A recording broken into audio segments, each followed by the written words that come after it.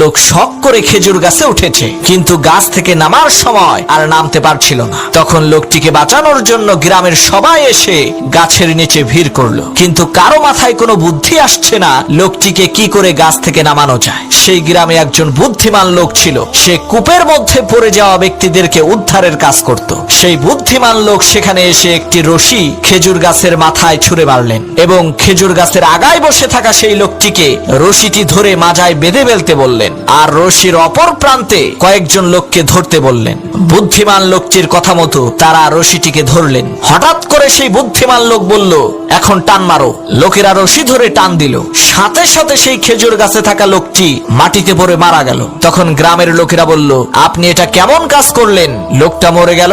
তখন সেই বুদ্ধিমান লোক বলল, ভাই এটা লোকটার কিসমতের দোষ, আমার কোনো দোষ নাই। এই একই টেকনিক খাটাইয়া অনেক মানুষকে আমি কুয়া থেকে বের করেছি।